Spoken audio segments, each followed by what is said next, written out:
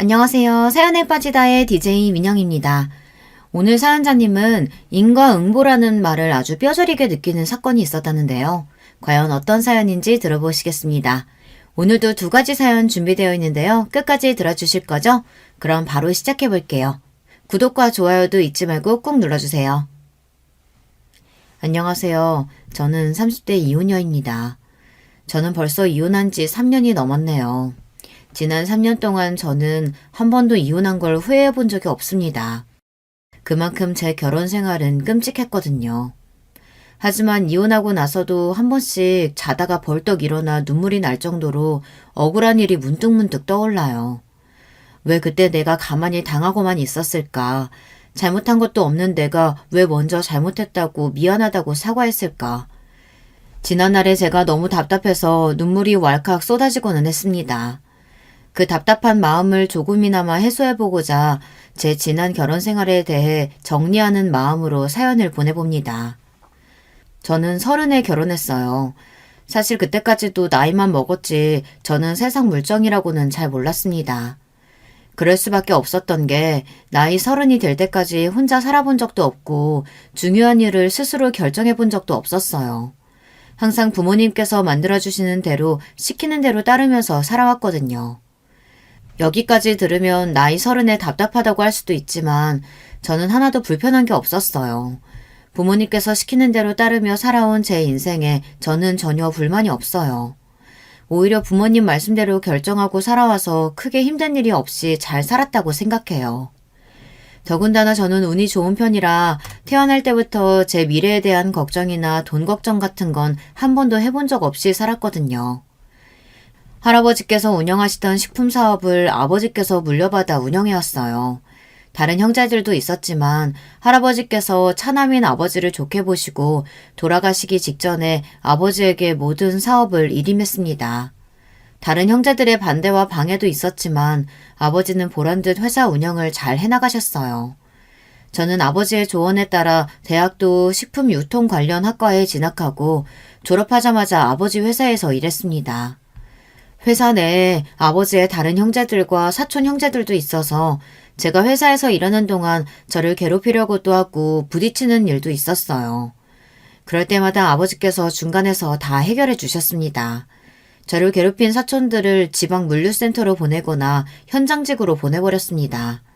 아버지는 항상 저를 지지해 주셨어요. 저는 결혼할 때까지 아버지의 철저한 보호를 받으며 인생의 큰 굴곡이라고는 없이 살다가 결혼했습니다. 결혼도 아버지께서 미리 뽑아주신 신랑감들과 선을 봐서 결혼한 거예요. 남편은 맞선 자리에서 처음 봤을 때부터 저와 비슷한 사람이라고 생각했어요. 남편도 건설사를 하는 시아버지의 회사에서 일하며 부모님과 가깝게 지내고 있었거든요. 시아버지께서 운영하시는 건설사에도 다른 형제들이 있어서 남편도 그 안에서 살아남기 위해 많이 노력하고 있었어요. 제 눈에는 남편의 그런 모습이 멋지게 보였습니다. 남편과는 지금까지 살아온 배경도 비슷하고 사고방식도 비슷해서 처음 만났을 때부터 서로 잘 통한다고 생각했어요. 특히나 남편은 장남이라서 그런지 저와는 달리 카리스마도 있고 단호한 면도 있었어요. 그런 면이 아버지와 비슷하게 보였습니다. 지금까지 아버지가 저를 이끌어준 대로 결혼하면 남편이 저를 잘 이끌어줄 수 있을 거라고 여겼어요. 저와 남편은 선을 보고 며칠 후 교제를 시작해서 만난 지 반년 만에 결혼 날짜를 잡았습니다. 양가에서 소개한 자리에서 만난 자리다 보니 큰 문제 없이 결혼이 척척 진행됐어요. 나의 뜻 찾겠다. 강남에 바로 들어갈 신혼집도 있겠다. 뭘 망설이니? 좋은 사람 만났을 때 바로 결혼하면 되는 거지. 시어머니는 저에게 아무것도 준비할 거 없으니 하루빨리 식부터 올리라고 하셨어요. 그래, 서로 수준도 다르고 살아온 환경도 다른 사람들이나 연애하면서 서로 알아보고 맞춰가는 거지. 우리처럼 비슷한 환경에서 비슷하게 살아온 사람들은 살다 보면 자연스럽게 다 맞춰지는 거야. 우리 봐라. 우리도 너희처럼 부모님 소개로 만나 결혼했는데 지금까지 30년 넘게 한 번도 안 싸우고 잘만 살잖니. 그래. 이게 다 서로 조건이 맞고 배경이 비슷해서 그런 거야. 아무리 사랑해서 결혼해도 한쪽이 너무 기울면 살기 힘들거든. 시부모님 말씀이 전부 다 맞는다고 생각한 건 아니었지만 이해 못하던 건 아니었어요. 저희 부모님도 항상 하시던 말씀이거든요. 세상에 돈이 전부는 아니지만 돈이 없으면 가정을 지키지도 못하고 부부 사이도 안 좋아진다고요. 저는 시부모님이 말씀하신 대로 서둘러 남편과 결혼했습니다. 물론 양가 부모님 말씀처럼 서로 조건이 맞고 살아온 배경이 비슷하다고 해서 무작정 한 건 아니었어요. 남편과 만나는 반년 동안 서로에 대한 마음도 생기고 신뢰도 분명히 쌓였다고 느꼈기에 결혼하기로 한 겁니다. 긍정적이고 다정한 남편과 살다 보면 제가 꿈꾸던 화목한 가정을 이룰 수 있다고 확신했거든요. 그런데 제가 너무 안일했나 봅니다. 원래 신혼 초에는 다들 서로 맞춰가느라 많이 싸운다는 이야기를 들었는데 저와 남편이 이 정도로 안 맞을 줄은 몰랐어요. 결혼 전부터 시어머니께서 저에게 하신 말씀이 있었어요. 당신은 다른 건 몰라도 며느리든 사위든 격에 맞는 품격을 갖추고 있어야 한다고요. 신혼집을 강남에 준비해준 대신 그 안을 꾸미고 채우는 건 앞으로의 제 안목에 달린 일이라고 하셨습니다. 남편이 시아버지를 이어 앞으로 큰일을 할 사람인데 제가 어떤 아내가 되어주느냐에 따라 남편의 앞날에도 큰 영향을 미친다고요. 그리고 시어머니는 남편이 집을 나가 독립해 사는 꼴도 마음에 안 든다고 하셨어요. 원래 결혼 전까지 독립을 못하게 하려고 했는데 남편이 고집을 피우는 바람에 어쩔 수 없었답니다. 남편 고집이 보통이 아니라 시어머니 말도 안 듣는다고 답답해 하셨어요. 남편 길들이는 것도 아내의 역할이야. 내 아들이지만 결혼 초에 걔 고집 못 꺾으면 너 평생 피곤하다. 네, 어머님. 제가 진호 씨랑 잘 상의해서 어머님 마음에 드시게 잘 해보겠습니다. 시어머니에게 들었을 때도 설마 신혼집 꾸미는 거 가지고 남자가 고집을 피우겠어 했는데 사실이더군요. 남편은 고집이 세도 너무 셌어요. 저는 남편이 총각 시절부터 살던 강남 아파트에서 신혼살림을 시작했습니다. 40평대 아파트라 방 4개에 욕실 2개로 집이 넓었어요. 그런데도 결혼 전 남편 집에 가보니 남편 짐으로 집이 꽉 차 있더라고요. 남편이 워낙 집에 있는 걸 좋아한다는 건 진작 알고 있었어요. 항상 통화할 때마다 집이라고 했거든요. 친구를 만나도 집에서 쉬는 날도 집에서 뭐든 해결하는 것 같았어요. 그런데 이건 좀 심각했습니다. 방 하나는 침실, 하나는 옷방, 하나는 술 보관용 방, 하나는 게임룸으로 빈 방이 하나도 없었어요.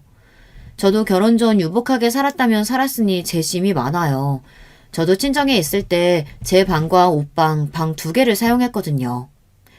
아휴, 혼자 사는 사람이 어쩜 이렇게 잘 꾸며놓고 살았어? 너무 좋다. 근데 나도 이제 슬슬 짐 가져다 놔야 할 것 같은데 내 짐이 들어갈 데가 없을 것 같아. 옷방만 따로 인테리어 다시 할까? 나도 가져올 짐이 좀 많거든. 사실 저는 결혼하면 앞으로 아이도 생길 텐데 이제 게임룸이랑 술 보관용 방은 정리해야 하지 않냐고 하고 싶었어요. 아이가 생기면 다 무용지물이 될 테니까요. 하지만 남편도 본가를 나와 몇 년 동안 자유롭게 살았던 생활이 있으니 제가 마음대로 바꾸라고 할 수는 없었습니다. 대신 남편이 알아서 저를 배려해주기를 바랬죠. 인테리어를 뭐하러 다시 해. 당신 들어오기 전에 옷방 정리 좀 해줄게. 걱정하지 마. 시어머니가 하도 걱정을 하시길래 남편이 고집을 피우는 거 아닌가 했는데 그래도 남편은 옷방 정도는 정리해줄 것처럼 이야기했어요. 저는 결혼식 전 신혼집으로 짐을 옮기기 위해 트럭에 짐을 실어왔습니다. 전날 남편에게도 미리 말했고요. 그런데 신혼집에 도착했을 때 남편이 방 정리를 전혀 해놓지 않았더라고요. 거기다가 친정에서 보낸 이불이랑 옷방에 둘 가구들을 남편이 다 돌려보냈더라고요. 저한테 말도 안 하고요. 제가 분명 남편에게 말했어요. 인테리어는 남편이 할 필요 없다고 해서 안 했지만 그래도 제가 쓰고 싶은 이불이나 가구는 제가 알아서 구매하겠다고요. 방 정리한다더니 하나도 안 한 거야? 이러면 내 짐은 어디다가 놔? 여기 장롱에 한 칸 다 비웠잖아. 여기다 두면 되지. 남편이 장롱을 열더니 덜렁 한 칸을 보여주는데 저는 너무 기가 막혀서 웃음이 다 나왔습니다. 자기야, 밑에 트럭 못 봤어? 사람 하나가 들어오는데 덜렁 한 칸은 너무한 거 아니야? 자기야말로 무슨 짐이 이렇게 많아? 당신 아무리 여유가 있어도 그렇지 지금까지 부모님 돈으로 너무 사치 부리면서 산 거 아니야? 뭐? 내가 부모님 돈으로 사치를 부려? 다 내가 일해서 번 돈으로 산 거야. 저는 순간 너무 기가 막혀서 어이가 없었습니다. 본인은 40평이 넘는 집에 방 하나는 술 가득, 방 하나는 게임기로 가득 채워놓고 살면서 저더러 사치스럽다네요. 그건 그렇다 치고 엄마가 집으로 미리 이불이랑 가구 보냈다고 했는데 그건 또 왜 다시 돌려보냈어? 명색이 신혼집인데 갖출 건 갖춰야지. 뭐하러 이미 집에 있는 걸 또 사. 내가 쓰던 것들도 다 깨끗해서 얼마 안 된 것들이야. 괜히 쓸데없는데 돈 쓰지 말고 장인어른한테 이야기해서 회사에 투자금이나 좀 달라고 해. 이불이니 가구니 그런 거 내가 다 필요해서 산 건데 그거랑 회사 투자금이랑 무슨 상관이야. 물론 저희가 양가 부모님의 사업상의 비즈니스 같은 거 전혀 없이 사랑으로만 한 결혼은 아니었지만 아무리 그렇다고 해도 결혼 전부터 투자금이니 뭐니 하는 소리를 들으니 거슬리더군요. 저는 남편의 행동이 괘씸했습니다. 남편이 이 정도로 자기밖에 모르는 사람인지는 몰랐어요. 아무리 자기가 살던 집이라고 해도 결혼해서 같이 이 집에서 살기로 했으면 최소한 내가 들어올 수 있는 환경을 만들어줘야지. 자기 이렇게 배려심 없는 사람이었어? 저는 남편을 만나고 처음으로 인상을 구기고 화를 냈습니다. 정말 남편에게 실망해서요. 제가 그렇게까지 나올 줄은 몰랐는지 남편도 조금 당황한 것 같더군요. 알았어. 난 자기가 데이트할 때마다 검소해 보이길래 원래 옷이니 가방이니 이런 거에 관심 없는 줄 알았지. 이렇게 짐이 많을 줄 알았나? 나도 30이야. 지금까지 사회생활을 몇 년을 했는데 이 정도 짐도 없겠어? 사실 그날 저는 남편에게 화를 내며 당장 방을 비워달라고 소리치긴 했지만 저도 남편을 전혀 이해하지 못한 건 아니에요. 저나 남편처럼 부모님이 다 알아서 해주는 가정에서 고생 모르고 자란 사람들은 사실 다른 사람의 마음을 잘 헤아릴 줄 모릅니다. 저도 이기적이고 저밖에 모른다는 소리 살면서 많이 들었어요. 나이가 30이니 저도 남편이 첫 남자친구는 아니에요. 대학 때부터 여러 번 연애도 했습니다. 그런데 남자친구들과 헤어질 때마다 공통적으로 들은 이야기가 있어요. 제가 좀 철이 없고 다른 사람의 상황을 잘 공감하지 못한대요. 매번 데이트할 때마다 백화점에서 만나자고 하고 멀지도 않은 데 가는데 택시 타자고 하고 그럴 때마다 나 진짜 힘들었어. 만나는 기간이 길어질수록 항상 데이트 비용 문제로 다툼이 생겼습니다. 자기가 돈 없다고 할 때마다 내가 다 냈는데 뭐가 힘들다는 거야. 그리고 솔직히 자기 평일이랑 주말에 아르바이트 2-3개씩 하면서 왜 그렇게 돈이 없어? 나 모르게 다른 데 쓰는 거 아니야? 저는 정말 몰랐어요. 돈 벌겠다고 그렇게 열심히 살면서 왜 항상 돈이 없다고 하는지요. 혹시 저한테 쓰는 게 아까워서 그런가 싶어 저도 불만이 많았습니다. 너랑은 이런 게 힘들다는 거야. 내가 연애만 하겠다고 아르바이트 하겠냐? 도저히 힘들어서 안 되겠다. 우리 그만 헤어져. 지금 생각하면 왜 그랬을까 싶은데 그때는 정말 몰랐어요. 저는 남자친구들하고 데이트할 때 백화점이 참 좋았거든요. 화장실도 깨끗하고 시원하니까요. 사실 버스니 지하철이니 타고 데이트하는 게 싫었어요. 예쁘게 보이려고 높은 구두를 신고 나왔는데 힘들게 종일 걸어다니고 맛집이라고 들어가면 항상 화장실도 더러운 게 정말 싫었거든요. 데이트 비용도 그래요. 저는 항상 아빠가 준 카드로 생활비를 썼으니 비싸고 싸고 전혀 생각할 필요가 없었죠. 남자친구가 돈이 없으면 제가 내면 된다고 생각했어요. 그런데 남자친구는 그렇지 않았나 봐요. 제가 낼 테니 그냥 택시 타자고 할 때마다 남자친구는 자존심이 상했답니다. 남자친구가 학비며 용돈까지 다 스스로 벌고 있다는 건 정말 나중에서야 알았어요. 정말 좋아했던 남자친구와 헤어지고 직장 생활을 하면서 저도 많이 달라졌다고 생각했어요. 저는 백화점에서 데이트하지 않아도 괜찮았고 제 월급을 차곡차곡 모아 차를 샀거든요. 저는 택시를 타지 않아도 됐습니다. 제가 태워주면 되니까요. 그런데 이제 저도 저와 상황이 다른 남자는 만나고 싶지 않았어요.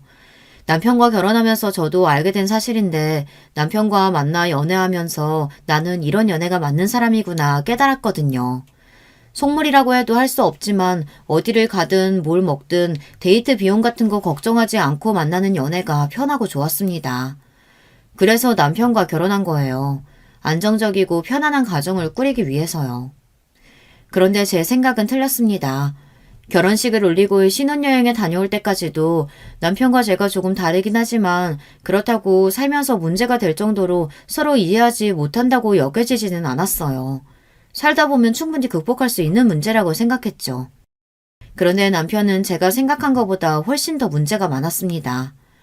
집 인테리어나 방 정리하는 정도는 빙산의 일각이었습니다.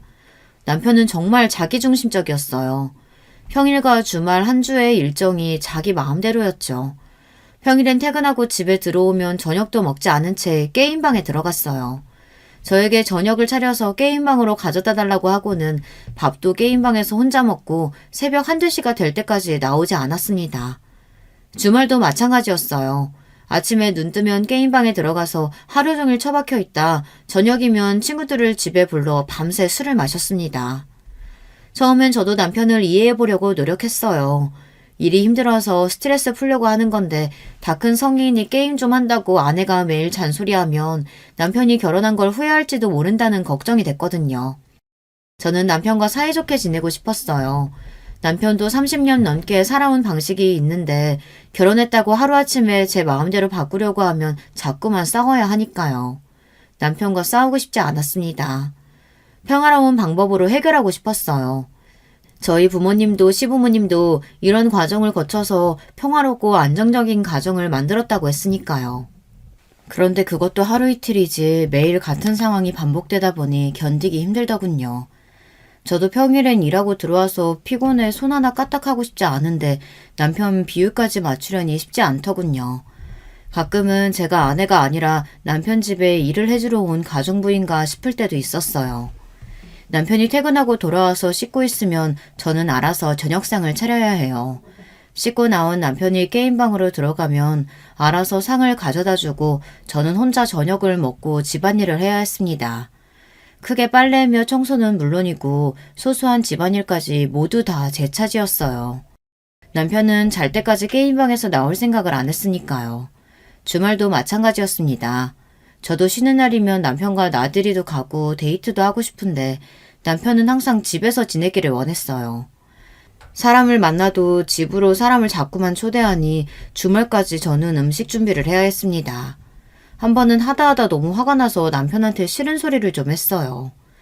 그날도 어김없이 남편이 퇴근하고 돌아와 씻자마자 게임룸으로 들어가려고 하길래 게임룸 앞을 가로막고 섰습니다. 당신 정말 너무하는 거 아니야? 하루 이틀이야 게임도 하고 혼자 쉬는 거 뭐라고 안 하지만 어떻게 이렇게 없는 사람을 취급할 수가 있어? 내가 당신 아내지 가정부야? 나도 일하고 들어와서 밥하고 집안일하기 힘들어. 나도 결혼 전에는 손에 물 하나 안 묻히고 살았다고. 내가 이러려고 결혼한 줄 알아?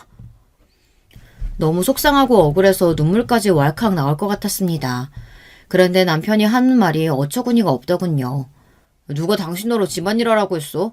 난 당신이 매일 알아서 청소하고 빨래하길래 좋아서 하는 줄 알았지. 아니, 싫으면 사람 써. 그런 소리가 아니잖아. 우리 부부야. 부부면 같이 밥도 먹고 집안일도 같이 상의해서 해야지. 그건 당신이 생각하는 부부지. 왜 나한테 당신 생각을 강요해? 내가 분명히 결혼 전에 다 이야기했잖아. 난 결혼해도 각장 사생활 존중하면서 살고 싶다고. 순간 결혼 전 시어머니가 했던 말이 떠오르더군요. 초장에 남편을 잡지 않으면 저한테 고생할 거라고 했던 말이요. 그제야 남편에 대해 조금 알 것 같았습니다. 남편은 자기 고집대로 사는 사람이었어요. 주변에서 남들이 뭐라고 하든 본인이 하기 싫으면 절대 하지 않고 자기 생각이 무조건 맞는다고 우겼어요. 이게 각자 사생활을 존중하는 거야? 남처럼 사는 거지? 같이 한 집에서 한 이불 덮고 사는데 무슨 남이야. 이제 보니까 당신도 몰랐는데 성격 진짜 피곤하다. 나 잔소리 하는 여잔 딱 질색이야. 밥 차리고 집안일 하기 싫으면 그런 거 하지 마. 내일부터 아줌마 부릴 테니까. 저는 기가 차서 말문이 턱하고 막혔습니다. 저는 집안일이니 남편 밥 차리는 게 힘들어서 투정 부린 게 아니에요. 이건 제가 생각했던 신혼생활과 너무 달라서 힘들다고 말한 겁니다. 게임이나 친구들이 아닌 저와 함께 시간을 좀 보내달라고요. 하지만 저는 그렇게 말할 수가 없었어요. 저녁도 같이 먹고 싶고 주말에도 같이 시간을 보내고 싶다고 말할 수가 없었습니다. 괜히 자존심이 상했어요. 다음날 회사에 있는데 시어머니에게 연락이 왔습니다. 시어머니는 다짜고짜 저에게 집안일이 힘들었느냐고 물으시더군요. 일해서 곱게 자란 애들은 티가 난다니까. 일하고 집에 들어와서 집안일까지 하기가 그렇게 힘들었어? 힘들면 나한테 말을 하지. 남편한테 얼마나 잔소리를 했으면 애가 아침부터 전화해서 사람을 구해달라고 하니? 저는 순간 제가 뭔가 잘못이라도 한 것처럼 민망해졌습니다. 제가 남편에게 뭐라고 했든 결과적으로는 제가 집안일 하기 힘들어서 남편에게 투정을 부린 것처럼 됐으니까요. 남편이 시어머니에게 부탁했대요. 사람을 좀 구해달라고요. 저는 연신 시어머니께 아니라고 했지만 시어머니는 제 말을 믿지 않았습니다. 됐다. 우리 사이에 뭘 그런 걸 가지고 민망해하고 그래. 밖에 나가 하는 일도 힘들 텐데 집안일까지 하기 버겁지. 우리 집에 오는 아줌마가 일도 잘하고 반찬도 잘하는 아줌마 소개했으니까 일은 잘할 거야. 시어머니와 대화를 하다 보면 항상 기분이 묘했습니다. 항상 저를 예뻐해 주신 것처럼 대해 주셨지만 묘하게 불편했어요. 그날 오후부터 집에 집안일을 도와주시는 여사님이 왔습니다. 시어머님 말씀대로 꼼꼼하시고 반찬도 맛있었어요. 그런데 문제는 남편이었습니다. 그때까지는 몰랐는데 남편의 인성에 문제가 있더라고요. 지금까지 저한테 한 거는 그나마 예의를 차린 거였어요. 집에 일하러 와주시는 여사님에게 하는 행동을 보니 문제가 있더군요. 남편은 여사님을 무슨 자기 종부리듯 했어요. 한 번은 이런 일이 있었습니다. 퇴근하고 온 남편이 어김없이 여사님께 저녁은 게임룸으로 가져다 달라고 하더군요. 저는 남편이 그럴 때마다 속으로 한심했어요. 게임이 아무리 좋아도 그렇지 서른이 넘은 남자가 게임이나 하겠다고 방으로 밥을 가져다 달라는 게 어이가 없었으니까요. 그런데 잠시 뒤 아줌마가 방에 들어가자마자 남편이 소리를 지르는 소리가 들렸어요. 아, 아줌마! 지금 뭐 하는 거예요? 이게 얼마짜린 줄 알아요? 남편 목소리가 얼마나 큰지 저도 놀라서 방으로 들어갔습니다. 그런데 여사님께서 실수로 쟁반을 들고 들어가다가 넘어져서 남편이 제일 아끼는 콘솔 게임 위로 넘어졌더라고요. 저는 놀라서 바닥에 넘어진 여사님을 일으켜 세웠습니다. 뜨거운 국도 있었는데 행여나 되지는 않으셨나 걱정돼서요. 제가 연신 괜찮냐고 묻는데도 여사님은 괜찮다고 다치지 않았다고 하셨어요. 그때였어요. 남편은 넘어진 여사님은 신경도 쓰지 않고 바닥에 있는 게임기들을 들어 이리저리 확인했습니다. 그러더니 한다는 소리가 가관이었어요. 아, 미치겠네.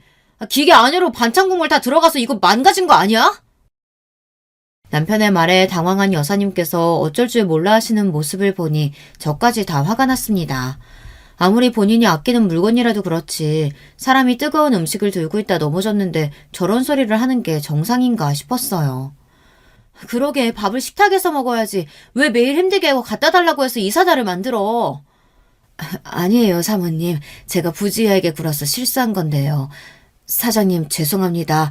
제가 게임기는 변상하겠습니다. 저는 남편 하는 짓이 꼴 같지 않아서 잔뜩 인상을 구겼습니다.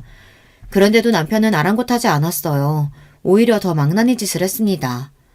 아줌마, 이 게임기가 얼마짜린 줄이나 알아요? 아줌마 한 달 월급을 다 변상해도 못 사는 거야. 여보, 제발 그만 좀 해. 나까지 창피해서 얼굴을 들 수가 없다. 여사님 죄송해요. 오늘은 그만 돌아가셔서 좀 쉬시고 제가 연락드릴게요. 저는 참다 못해 성질이 나서 남편에게 소리를 질렀습니다. 그리고는 여사님을 돌려보냈어요. 저는 사실 처음부터 집안일을 도와주시는 여사님을 고용하는 게 내키지 않았어요. 친정에 있을 때도 집이 넓어서 살림이 많기는 했지만 어머님께서는 집안에 모르는 사람이 왔다 갔다 하는 게 불편하다고 하시며 한 번도 사람을 쓰신 적이 없었거든요. 그래서인지 저도 저보다 연세도 많은 분이 저 대신 집안일을 해주시는 게 마음이 불편했어요. 더군다나 여사님께서 저나 남편에게 사모님, 사장님이라고 부르는 것도 너무 싫었어요. 그래서 여사님께 그냥 이름 부르시라고도 이야기했습니다. 그런데 여사님 말씀이 시어머니께서 고용하실 때 호칭을 사모님, 사장님으로 하라고 하셨다고 하더라고요. 저는 매번 들을 때마다 불편했지만 시어머니께서 시키신 일이라고 하니 불편해도 참고 넘겼어요. 그런데 남편이 도가 지나치게 구는 일까지는 도저히 참아줄 수가 없었습니다. 얼마 전에 남편이 본인 속옷은 꼭 손빨래를 해달라고 여사님께 요구했을 때도 어이가 없어서 제가 왜 그러냐고 한 소리 했었는데 그때 남편이 저에게 콧방귀를 끼며 이야기하더라고요. 당신은 사람 부려본 적 없어서 모르나 본데 내 돈 받고 일하는 사람한테는 내가 원하는 걸 명확하게 이야기해줘야 상대방도 편한 거야. 남편은 언제나 본인 말이 옳다고 했어요. 남의 말은 아예 들으려고 하지 않았습니다. 더군다나 남편은 속도 좁고 뒤끝도 있었어요. 그날 반찬이 흘러들어간 게임기는 결국 망가져서 남편이 수리를 맡겼습니다. 새로 사야 할 정도는 아니었어요. 그런데 남편은 여사님 때문에 멀쩡했던 게임기를 수리 맡겼다는 사실이 짜증이 났나 봐요. 그날부터 유치하게 여사님을 괴롭혔습니다. 밥을 차려주시면 반찬이 짜네, 국이 싱겁네 투덜거렸고 여사님이 청소하거나 정리해둔 방식이 마음에 안 든다면서 자꾸만 여사님에게 훈계를 했어요. 남편은 가만 보면 나이를 헛먹은 것 같아요. 겉으로 보기만 성인이지 속은 아직 18살 어린애 같았습니다. 그러던 어느 날이었습니다. 결국은 여사님께서 일을 그만뒀어요. 남편이 선을 넘었거든요. 하루는 시어머니께서 집에 놀러 왔어요. 잠시 우리 집 근처에 약속이 있어서 오셨다가 저를 주신다고 옷을 사오셨더라고요. 옷은 비싼 명품이었습니다. 저는 부담스러워서 무슨 날도 아닌데 왜 이렇게 비싼 선물을 주시냐고 물었어요. 그러자 시어머니께서 하시는 말씀이 또 미묘하게 불편하더라고요. 네가 다른 건 다 괜찮은데 영 옷을 잘 못 입더라. 물론 사돈댁이 워낙에 검소해서 옛날부터 소박하게 사셨다는 거야 잘 알지만 이제는 우리 집 며느리인데 네 남편을 봐서라도 잘하고 다녀야지. 저는 순간 얼굴이 붉어졌습니다. 같은 말이라도 그냥 제가 생각나서 사셨다고 하면 되는데 꼭 집어 제가 평소에 옷을 잘 못 입었다고 하니 무안하더라고요. 그런 제 마음을 알 리 없는 시어머니는 자꾸만 저에게 옷을 입어보라고 하셨습니다.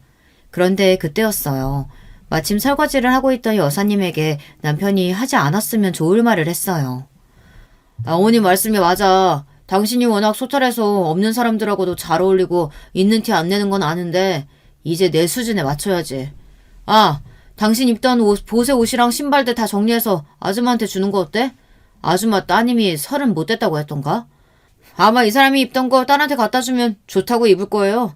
이 사람 옷이 완전 싸구려는 또 아니거든요.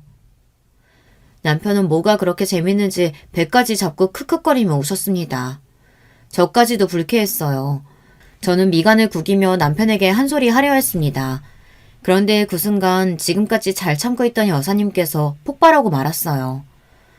아휴, 내가 웬만하면 몇 푼이라도 벌어보겠다고 좀 참아보려고 했는데 더는 안 되겠네. 이런 싸가지 없는 자식아. 네가 뭔데 내 딸까지 무시하고 난리야. 내 딸도 샤넬 가방도 입고 루이비통 옷도 입거든? 여사님은 손에 끼고 있던 고무장갑을 벗어 남편의 면상에 집어던졌습니다. 남편의 얼굴에 비눗물이 잔뜩 튀었어요. 그 모습을 보는데 저까지 다 속이 시원하더라고요. 어머, 이 아줌마가 지금 뭐 하는 거야? 어디 감히 내 아들 얼굴에 고무장갑을 던져? 반면 시어머니는 난리가 나셨습니다. 어디 감히 내 아들 얼굴에 고무장갑을 던지냐고 노발대발했습니다. 당신 아들은 뭐가 특별해서 고무장갑을 좀 맞으면 안 돼요? 잘못하면 맞기도 하는 거지. 그러게 아들 새끼를 왜 저 따위로 키웠어? 여사님은 다시는 부르지 말라고 소리를 지르고는 집을 나가버리셨어요. 태어나 처음으로 맞아봤다는 남편은 놀라서 그 자리에 선 채로 어안이 벙벙해 보이더군요. 시어머니는 그런 남편에게 다가가 괜찮냐고 계속 물었어요. 이 옆에는 어디 사람이 없어서 저런 여자를 소개해준 거야. 아유 속상해. 우리 아들 괜찮아? 얘 새아가 너는 뭘 멀뚱하게 보고만 있어. 얼른 가서 수건 가지고 와. 시어머니는 무슨 큰일이라도 난 것처럼 노발대발했어요. 여사님 말 틀린 거 하나 없었습니다. 아들을 저렇게 오냐오냐 키웠으니 이런 일도 당한 거죠. 요즘 같은 시대에 삼시세끼 굶어서 남의 집 일하는 사람 없습니다. 무슨 일을 하든지 자식에게 손 안 벌리고 당당하게 살려고 다들 열심히 살아요. 그런 사람한테 자식까지 들먹이며 개소리를 해대니 얼굴에 고무장갑을 맞죠. 남편은 맞아도 쌉니다. 이래서 내 돈 주고 부리는 사람한테는 잘해주면 안 되는 거라니까. 저렇게 자기 주제를 모르고 선을 넘어요. 시어머니는 남편이 했던 말과 똑같이 해댔어요. 도대체 선을 넘은 게 누군데 누구더러 선을 넘었다고 하는지 모르겠더군요. 이래서 가정교육이 중요하다는 말이 있나 봅니다. 시간이 지날수록 제가 몰랐던 남편의 다른 모습을 보고 나니 저도 모르게 자꾸만 남편에게 정이 떨어지더군요. 그러던 중 말도 안 되는 일이 벌어졌어요. 아버지 회사에 일이 생겨서 문제가 생겼습니다. 큰아빠가 아버지에게서 경영권을 뺏어오려고 말도 안 되는 누명을 씌웠어요. 아버지가 투자한 적 없는 회사에 아버지가 투자했다는 도장이 찍혀 있었습니다. 그리고 그 회사에 투자한 비용이 아버지의 비자금이라는 말도 안 되는 증거가 나왔어요. 그래서 하루아침에 아버지가 회사에서 쫓겨나게 생겼습니다. 이미 큰아버지가 손을 써둬서 회사 안에 아버지 편은 아무도 없었습니다. 저는 정신이 하나도 없었어요. 저라도 아버지의 누명을 벗기기 위해 노력했지만 저도 할 수 있는 일은 없었어요. 제가 친정일로 바쁘다 보니 자연스레 남편에게 아버지 회사 일을 이야기했어요. 그러면서 남편에게 도움을 청했습니다. 당장 저까지도 회사에 나갈 수 없는 상황이다 보니 자세한 회사 상황을 알 수가 없었어요. 더군다나 저희 쪽 변호사는 자꾸만 아버지가 경영권을 뺏기지 않을 가능성이 현재로서는 없다고만 했어요.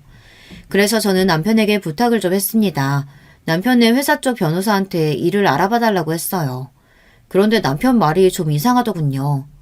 안 그래도 내가 좀 알아봤는데 장인어른은 왜 도대체 그런 무모한 짓을 하셨대? 아무리 욕심이 많아도 그렇지 회사 돈을 횡령하면 어쩌자는 거야? 당신 지금까지 내 말 뭘 들은 거야? 아버지가 그런 게 아니고 누명 쓴 거라고 했잖아. 남편은 제 말이 아니라 다른 사람들이 하는 말을 믿었어요. 그거야 당신 생각이지. 회사가 장난도 아니고 증거가 이렇게 확실한데 아니라고 잡아댄다고 누가 믿겠어. 더군다나 당신네 변호사까지 소송해도 어려울 거라고 했다면서. 그 순간 저는 절망했습니다. 제가 남편과 결혼해서 가족이 된 건 안정적인 가정을 이루고 행복하게 살기 위해서였어요. 서로 다르고 이해하지 못하는 부분이 있어도 힘들고 아플 때 한편이 되어줄 배우자라고 믿었기 때문에 결혼한 거예요. 그런데 제가 사람을 잘못 봐도 한참을 잘못 봤습니다. 남편은 제 편이 되어 저를 도와줄 생각이 없었어요. 거기다가 그날 이후 남편의 태도는 더 저를 화나게 했습니다. 남편이 저를 무시하기 시작했어요. 예전에 집안일을 해주러 오셨던 여사님께 하듯이 저를 대했어요. 당신 세탁소에서 내 옷 안 찾아놨어? 집에서 노는 사람이 도대체 뭐 하는 거야?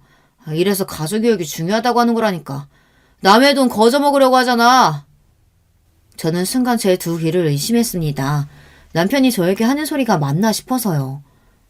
당신 그게 무슨 소리야? 내가 남의 돈을 거저 먹으려고 하다니.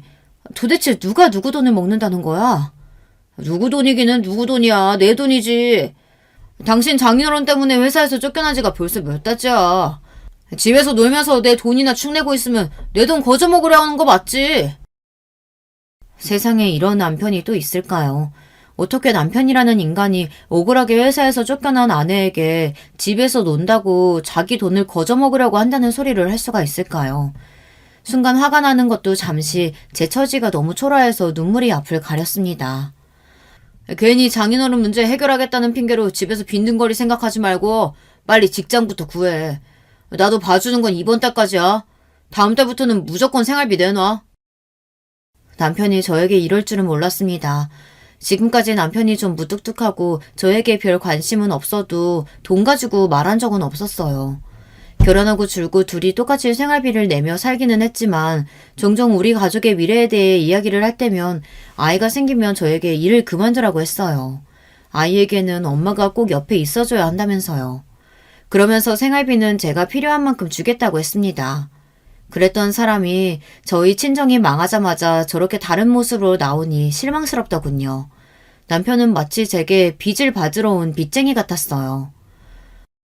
장인어른이 투자했던 투자금 급하게 빼는 바람에 우리 회사에도 타격이 얼마나 심했는 줄 알아? 사업하시는 분이 그렇게 무책임하게 구면 어떡해? 남편이 자꾸만 제게 돈 이야기를 하는 이유가 바로 이거였습니다. 아버지가 회사에서 쫓겨나면서 기존의 시댁 건설사에 투자했던 투자 비용이 빠지게 되자 본인이 곤란해져서 하는 소리였어요. 사실 이제와 말이지만 시댁에 투자할 때도 아버지는 썩 내게 하시지 않았어요. 아무리 중매로 만난 사이라고 해도 사돈끼리 돈이 오가는 일은 하고 싶지 않다고요. 그런데 남편이 우겨서 할 수 없이 제가 아버지에게 말씀을 드린 거예요. 시댁은 남편까지 자식이 셋이다 있다 보니 시아버지께서 아직 누구에게 회사를 물려줄 건지 결정을 안 하셨어요. 그러다 보니 남편과 시동생들은 회사 내에서 경쟁이 이만저만이 아닙니다. 결혼도 서로 앞다투듯 2년 새에 다 했어요. 다들 시댁에서 정해준 집안과 중매로 결혼했습니다. 그 순간 저는 지난 결혼 생활이 파노라마처럼 지나갔어요. 그리고 그제서야 제 결혼 생활이 왜 항상 외롭고 우울했는지 알게 됐어요. 저는 애써 부정하고 있었지만 남편은 저를 진심으로 사랑하지 않았던 겁니다. 남편은 저희 집안이 필요해서 결혼했던 거예요. 그렇게 생각하고 보니 이제야 앞뒤가 맞는 것 같았어요. 지금까지 남편이 저에게 했던 행동들이 모두 다 이해가 됐습니다. 저는 너무도 마음이 헛헛해서 남편이 연신하는 말이 하나도 귀에 들어오지 않았어요. 저도 남편을 절실히 사랑한 건 아니었지만 그렇다고 조건만 보고 결혼을 결정한 건 아니었어요. 이 사람과 아이를 낳고 잘 살아보고 싶은 마음에 남편의 시름전들도 모두 다 안고 가려고 했습니다. 그런데 남편은 아니었어요.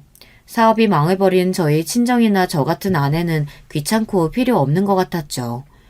그러던 중 며칠 뒤 저에게 더 황당한 일이 벌어졌습니다. 아버지 일로 친정에 다녀오던 길이었는데 시어머니에게 갑자기 연락이 왔어요. 당장 시댁으로 오라는 연락이었습니다. 저는 긴장되는 마음으로 시댁으로 갔습니다. 그런데 제 느낌이 맞았습니다. 시어머니는 평소와 달랐어요. 제가 왔는데도 눈길도 주지 않으시더니 싸늘한 얼굴로 잠깐 앉으라고 하셨습니다. 그러더니 제 앞에 웬 서류 봉투를 내밀었어요. 저는 차마 봉투를 열어보지 못하고 이게 뭐냐고 물었죠. 뭐긴 뭐니? 이혼 서류지. 네 시아버지가 너희 집안 때문에 아주 창피해서 요즘 모임에도 못 나가. 아무리 돈이 좋아도 할 짓이 있고 못할 짓이 있는 거지. 너희 아버지는 어쩜 부끄러운 줄도 모르신다니? 시어머니가 건넨 건 다름 아닌 이혼 서류였습니다. 그래도 제가 이 집 며느리로 2년 넘게 살았는데 시어머니는 저에게 자세한 이야기도 묻지 않으시고 무작정 이혼하라고 하셨어요. 어머니, 저희 아버지가 그런 거 정말 아니에요. 큰아버지랑 작은아버지가 짜고 아버지 곤란하게 만든 거라고요. 저랑 동생이 아버지가 잘못하지 않았다는 증거 찾고 있어요. 아버지 금방 다시 제자리 찾으실 거예요. 저희 친정에 힘든 일이 생기자마자 저를 무시하는 남편은 물론이고 이혼하라고 하는 시부모님까지 모두 다 밉고 원망스러웠지만 저는 누구라도 저를 좀 도와줬으면 했어요. 당시에 친정아버지에게 닥친 일이 저 혼자 감당하기에는 너무 힘들었거든요. 그래서 누구에게라도 좀 도와달라고 애원하고 싶었습니다. 그런데 제가 가족이라고 믿었던 사람 중 누구도 저를 도와주지 않았어요. 주변에 보니까 망한 사람들이 다들 말은 그렇게 하더라. 금방 일어날 거라고. 근데 어쩌니? 우리 집안은 워낙 대대로 고상한 집안이라 너희 같은 사기꾼 거지 집안이랑은 상종도 하기 싫다. 그러니까 괜히 우리 장남 앞길 막지 말고 당장 이혼 서류에 사인해. 저는 너무 서러워서 순간 덜컥 겁까지 났어요. 정말 이대로 남편과 이혼해야 하는 건가 해서요. 하지만 저에게 선택권은 없었습니다. 사기꾼 거지 집안이라는 소리까지 들었는데 이런 취급을 받으면서까지 매달리고 싶지 않았어요. 하지만 이건 저와 남편의 일입니다. 시어머니가 저에게 이혼 서류에 사인해라 마라 강요할 수는 없어요. 저는 애써 마음을 가다듬으며 시어머니가 건넨 이혼 서류를 품에 안았습니다. 그리고는 남편과 상의하겠다고 했어요. 그런데 그때 시어머니는 제 말에 피식 인매를 올렸습니다. 그러더니 제 말이 기가 막히다는 듯 콧웃음을 치더라고요. 내가 설마 내 아들이랑 상의도 안 하고 이혼 서류 준비했겠니? 네 남편이 너랑 이혼하고 싶은데 네가 순순히 떨어질 것 같지 않다고 나한테 도와달라고 하더라. 순간 저는 누군가 제 머리를 세게 한 방 때린 줄 알았어요. 이번 일로 남편이 꽤 실망했다는 거야 알고 있었지만 저와 이혼까지 하고 싶을 줄은 꿈에도 몰랐습니다. 쪼다 새끼. 이혼하자는 말도 직접 못해서 엄마한테 떠넘긴 거야? 저는 너무 화가 나서 저도 모르게 육두문자가 막 튀어나왔어요. 뭐야? 너 감히 누구한테 어쩌다 새끼래? 너 말 다 했니? 제 말을 들은 시어머니가 자리에서 벌떡 일어나 저에게 고래고래 소리를 질렀습니다. 그 순간 저도 오만정이 이미 다 떨어졌어요.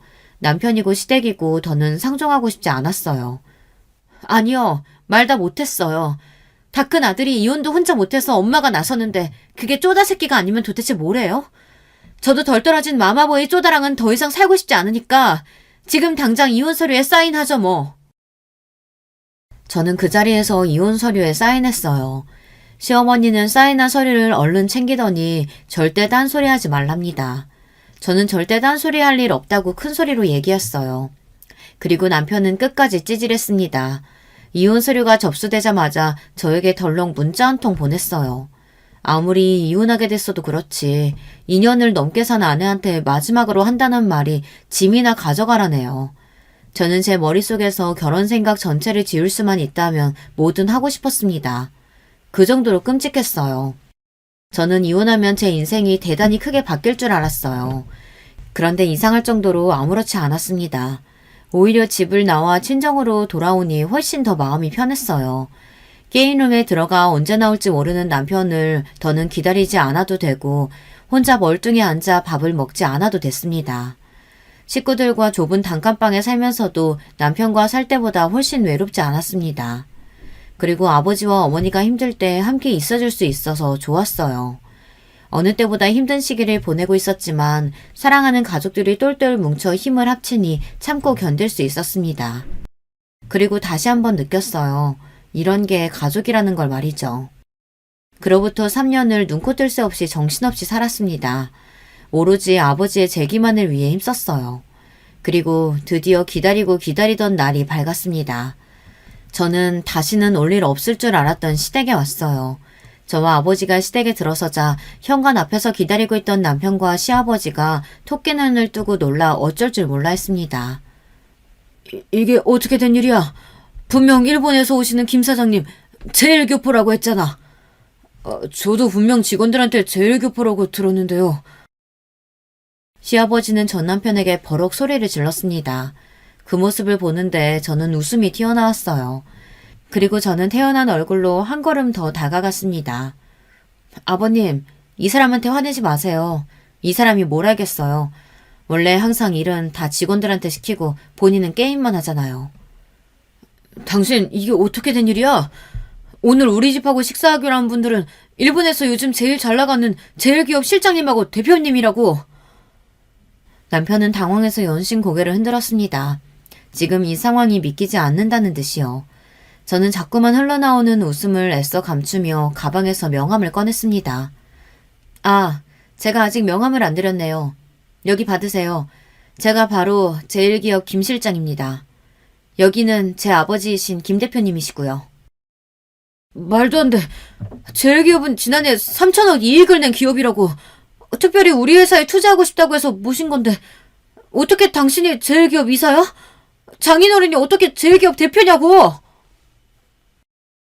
남편은 아직도 사태 파악이 안 되는 건지 믿을 수 없다며 주먹까지 꽉 쥐고 소리를 질러댔습니다.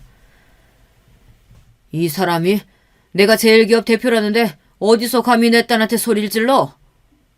말도 안 돼. 어떻게 이런 일이... 시어머니는 너무 당황한 나머지 비틀거리기까지 했습니다.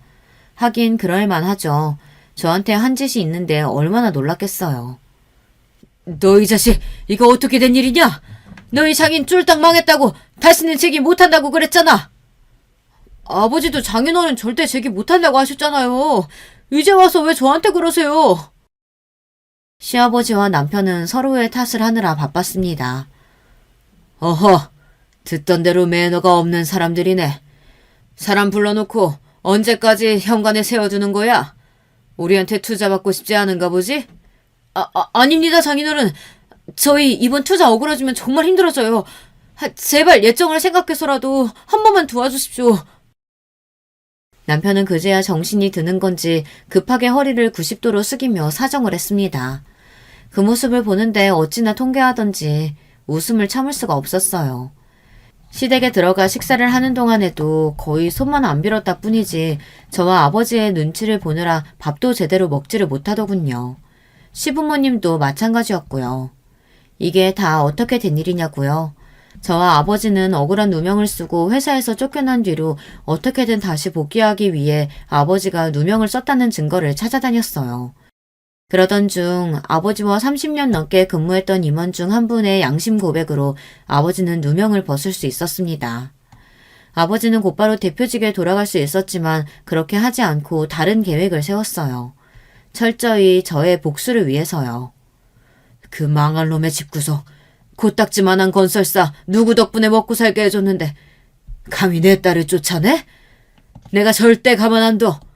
내가 다 부숴버릴 거야. 형제들에게 배신당한 것도 모자라 저까지 이혼당했으니 친정아버지의 분노는 극에 달했습니다. 아버지는 끓어오르는 분노를 오로지 성공을 위해 모두 쏟아부었습니다. 아버지는 예전부터 목표로 하고 있었던 일본 편의점 시장에 진출했어요. 일본의 유명 편의점 기업에 투자해서 큰 이익을 냈습니다. 그리고 곧바로 한국에서 판매하던 인기 메뉴들을 출시해 연달아 대박을 거뒀어요. 일본까지 진출해 큰 성공을 이루자마자 아버지는 저의 전 시아버지의 건설사에 연락을 취했습니다. 일본에서 잘 나가는 기업이 투자 의지를 보인다고 슬쩍 흘렸어요. 그리고 기업 대표가 제1교포라는 소문도 냈습니다. 코로나로 건설사들이 다들 힘들어하고 있다는 걸 알고 있었기 때문에 남편과 시아버지가 저희의 제안을 바로 받아들일 줄 알고 있었죠. 역시나 저희의 계획은 성공이었습니다.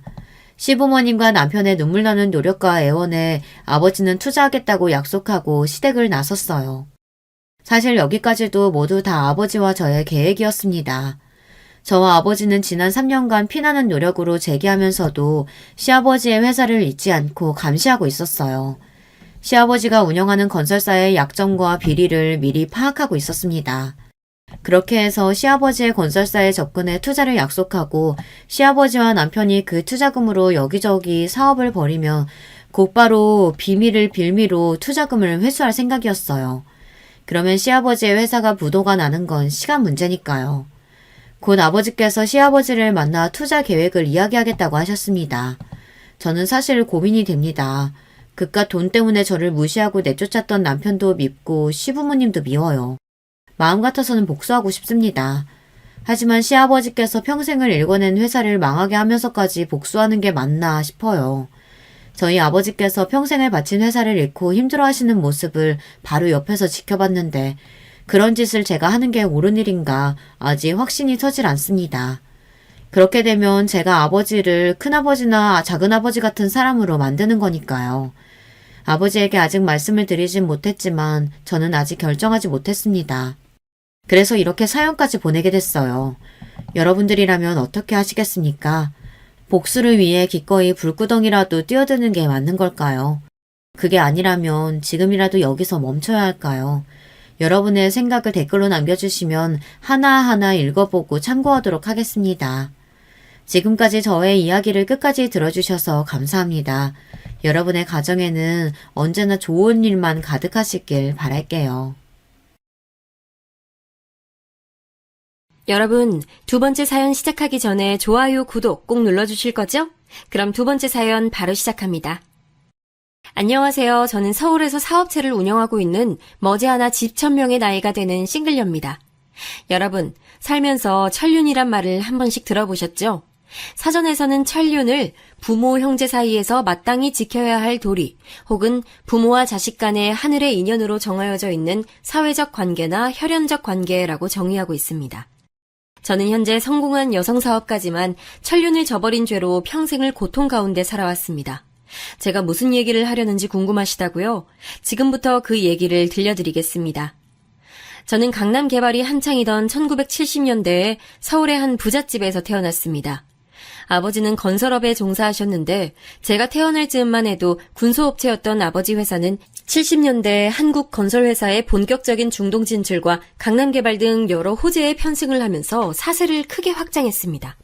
아버지는 제가 태어나고부터 일이 술술 풀린다며 제가 복덩이라고 자라는 내내 저를 얼마나 이뻐하셨는지 몰라요. 어릴 적 저는 말 그대로 공주님이었습니다. 집안에서 일하시는 분들서부터 해서 학교에 가면 선생님과 남학생들까지 모두가 다 저를 공주님으로 떠받들어 모셨습니다. 부잣집 딸내미에다 엄마를 닮아 큰 눈에 오똑한 꼴을 쏙 빼닮은 제 예쁜 외모는 누가 봐도 공주님 그 자체였습니다. 그렇게 아버지와 엄마에서부터 해서 주변에 모두가 이쁘다 이쁘다 해줘서 그랬는지 제 인성은 솔직히 바르게 자라지 못했습니다. 어린 마음에 솔직히 제가 뭐라도 된 줄 알았어요. 그렇게 저는 초등학교 내내 이쁨을 받았고 중학교에 올라가 좀 더 여성미를 갖췄을 때는 심심하면 남자친구를 갈아타며 그 동네 여왕으로 군림했습니다. 그 과정에서 학생이 하지 말아야 할 부적절한 행동도 많이 했습니다. 중학교에 올라가면서 질이 안 좋은 친구들과 어울리며 술, 담배를 배웠고 남자 경험도 굉장히 이른 나이에 했습니다. 그렇게 마음대로 살고 싶은 대로 마구 엇나갔습니다. 중학교 시절 동네 여왕이었던 저는 고등학교에 올라가면서 더 큰 인기를 한몸에 받았습니다. 그 동네를 넘어서 아예 그 학군 전체에서 가장 유명한 얼짱으로 소문이 났습니다. 길 가다가 연예기획사 명함도 수도 없이 받았고 소위 제 팬클럽이라고 불리는 남학생 부대가 항상 하굣길에 저를 쫓아다녔습니다. 그 와중에 중학교 때 그랬던 것처럼 저는 심심하면 남자친구를 갈아탔고 양다리에 삼다리를 걸치기도 했죠. 그러다 들켜도 저는 제 잘못을 사과하긴커녕 오히려 뻔뻔하게 내가 니들 만나준 걸 영광으로 알려는 식의 태도를 보이며 여러 남학생들에게 상처를 줬죠. 지금 와서 생각해보면 사업이 바쁘다는 핑계로 늘 집을 비우는 아버지와 그런 아버지를 내조한다며 귀부인들 체면치레하는 사교 모임에만 정신이 팔려있던 엄마 사이에서 학창시절을 보내면서 제 마음이 많이 허전하고 외로웠던 것 같아요. 겉보기에만 행복해 보이는 저희 집 모습과는 다르게 부모님으로부터 받는 부잣집 딸내미로서 갖춰야 할 교양과 성숙함에 대한 압박은 제 숨을 턱턱 막히게 했습니다. 얘 정민주, 너 그렇게 살 다 드러내고 다니면 이 엄마 체면이 뭐가 돼? 당장 들어가서 단정하게 다시 입고 나오지 못해? 민주야, 너 이번에 나온 성적으로 혹시 만족하고 있는 거 아니지? 아빠는 너 나이 때 한 번도 반에서 1등을 놓쳐본 적이 없다. 시험 끝났다고 놀러 다닐 생각 먹지 말고 오늘부터 새로운 과외 선생님 모셨으니까 차분히 앉아서 다음 시험 더 잘 볼 궁리나 해. 이렇게 땡땡건설 정사장 댁 외동딸이라면 마땅히 갖춰야 할 모습들에 대한 압박이 저를 자라는 내내 늘 짓눌러 왔습니다. 그래서 제가 뭘 해도 예쁘다고 해주고 저의 말 한마디 한마디에 쩔쩔매는 남학생들의 모습을 보면서 어긋난 제 애정결핍을 채워갔던 것 같아요. 정말 많이 후회가 되고 제게 상처받았던 남학생들에게 미안해집니다. 그렇게 저의 탈선과 물러남이 점점 더 심해질 무렵 그런 저에게 벌이라도 내리듯 인생에서 다시는 겪고 싶지 않을 큰 시련이 닥칩니다. 늘 제때 하던 생리를 하지 않자 조금 이상하다 싶었는데 워낙 무신경하고 제멋대로 살았던 터라 그때는 대수롭지 않게 넘어갔습니다. 그런데 간만에 부모님이 다 모인 저녁 식사 자리에서 심상찮은 조짐이 보였습니다. 예, 민주야. 너 왜 갑자기 헛구역질을 하고 그래? 속이 안 좋아? 몰라, 엄마. 갑자기 왜 이러지? 처음 헛구역질을 할 때는 메스꺼림에 정신을 가누느라 여념이 없었는데 헛구역질이 가라앉고 나자 문득 불길한 생각이 스쳐 지나갔습니다. 혹시... 그 시절에는 지금처럼 임신 테스트기가 활발하게 상용화되던 시기가 아니었습니다. 너무나 무서웠던 저는 친한 친구를 한 명 붙잡고 산부인과로 달려가서 진료를 받았는데 아니나 다를까. 임신입니다. 이 정도면 생리도 멈췄을 거고 입덧이나 피로감 같은 꽤 여러 조짐이 보였을 텐데 늦게 찾아오셨네요. 정말이지 청천벽력 같은 소리였습니다. 그 순간에는 정말 다음 행동을 어떻게 해야 할지 아무런 생각도 들지 않았습니다. 고등학생이 임신이라니 체면을 목숨보다 더 중시했던 부모님이 알면 아무리 귀한 외동딸이어도 부모님 손에 죽을 것이라는 생각이 들었습니다. 저는 그때 당시 만나던 남자친구를 찾아가 자초지종을 설명했습니다. 그런데 제 임신 소식을 들은 남자친구의 반응이 지금도 잊혀지지 않습니다. 야, 내가 애아빠인지 어떻게 알아? 너 걸레인 거 온 동네가 다 아는데 막말로 내가 애아빠라는 증거 있어? 뭐? 야, 이 나쁜 새끼야. 지금 그게 할 말이야? 네가 책임져, 이 나쁜 새끼야! 아, 저리 꺼져. 어디서 걸레 같은 게 남의 신세 망치려고 수작질이야. 한 번만 더 내 눈앞에 나타나면 진짜 죽는다. 사귀던 내내 저에게 쩔쩔매고 여왕 대접을 하던 당시 남자친구는 제 임신 소식을 듣자마자 완전히 다른 사람으로 돌변했고 책임지라며 달려드는 저를 바닥에 그냥 내팽개쳤습니다. 남자에게 난생 처음 당해보는 푸대접과 임신이라는 믿을 수 없는 현실을 그대로 바닥에 주저앉아 한참을 울었습니다. 그 이후 친구들을 통해 임신 중절 수술을 백방으로 알아봤지만 그것도 여의치 않았습니다. 하필 그때쯤 방영된 드라마 중 임신 중절을 소재로 한 드라마가 공전에 데이트를 친 적이 있는데 그 여파인지 사회적 분위기가 임신 중절에 대한 심각성을 인지하고 심한 질타를 하던 분위기라 쉽게 수술을 받아주는 곳을 찾을 수가 없었습니다. 그렇게 애꿎은 시간만 자꾸 흘러가고 저의 배는 점점 불러왔습니다. 임신 중절 수술을 하기에는 시간이 많이 지나 있었습니다. 저는 더 이상 해결 방법을 찾지 못하고 부모님께 사실대로 털어놔야 했습니다. 아버지는 제 임신 사실을 듣기가 무섭게 제 뺨을 올려붙였습니다. 엄마는 충격으로 그대로 자리에 주저앉았습니다. 세상에, 이게 무슨 일이라니, 민주야. 조심 좀 하지 않고 어쩌자고 그런 철없는 짓을 저질렀어. 미안해, 엄마. 당신, 그리고 민주 너, 똑똑히 들어. 아이는 태어나자마자 고아원에 보낼 거야. 그리고 애 아빠가 누군지 내가 반드시 찾아내서 그 자식이란 그 자식 부모 전부 나락으로 보낼 거야. 그런 다음에 이 일은 무덤에 갈 때까지 모두 비밀이야. 알겠어? 저는 아버지의 강압적인 태도에 아무런 반대도 못하고 그저 수긍했습니다. 그 길로 학교에 적당한 핑계를 대고 자퇴 신청을 했고 남은 출산 기간 동안 집에 틀어박혀 하루하루 죽은 듯 지냈습니다. 그런데 새 생명이라는 것이 참 신비합니다. 점점 출산일이 다가오고 뱃속에서 태동이 한 번씩 느껴질 때마다 이 아이가 내 아이라는 실감이 들기 시작했습니다. 철없고 어리던 제게도 모성이라는 게 싹 텄습니다. 그렇게 저의 그 모성이 하루하루 더 커져서 제가 직접 길러보고 싶다는 생각이 들었죠. 그래서 큰 결심을 하고 아버지에게 이 아이를 낳아서 직접 기를 테니 도움을 달라고 했습니다. 하지만 돌아온 건 아버지의 불호령뿐이었죠. 다시 한번 그딴 소리 짓거렸다간 너까지 집 밖으로 내쫓을 줄 알아. 알겠어? 아무리 어린 나이에 한 임신이지만 그래도 내 새끼인데 낳자마자 다른 곳으로 보내야 한다는 생각에 마음이 괴로워 매일매일 울었습니다. 그렇게 다가온 출산날. 축하드립니다. 아들입니다. 제가 잠깐 안아볼 수 있을까요? 잠깐만요.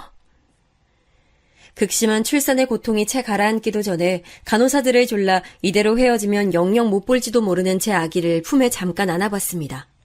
그때 안아본 제 아들의 촉감은 아직도 잊을 수가 없었습니다. 어찌나 그 장면이 선명했는지 아기의 이마 한켠에 난 작은 점 하나까지도 기억이 날 정도였습니다. 그 이후로 저는 정신을 잃었고 깨어나 보니 제 방 침대 위였어요. 아버지는 제가 아이를 낳자마자 불이 나게 퇴원을 시켜서 집으로 저를 데려왔고 제가 태어났을 때 이미 제 소중한 아기는 멀리 떠나고 없었습니다. 아빠, 어디로 보냈는지만이라도 알려주면 안 돼? 그 정도는 알아도 되잖아. 저기 멀리 시골 고아원으로 보냈다. 더 이상 아무것도 묻지 마. 넌 그 아이를 낳은 적이 없는 거야. 알겠지? 저는 자신의 체면이 상할까봐 또 사업을 하는데 방해가 될까봐 저의 임신과 출산 소식을 꽁꽁 숨기는 아버지의 태도가 무척이나 원망스러웠지만 어린 날 철없이 문란하게 생활한 저의 원죄가 있었기에 아버지가 하는 행동에 그 어느 하나도 반발할 수 없었습니다. 저는 몸조리가 끝난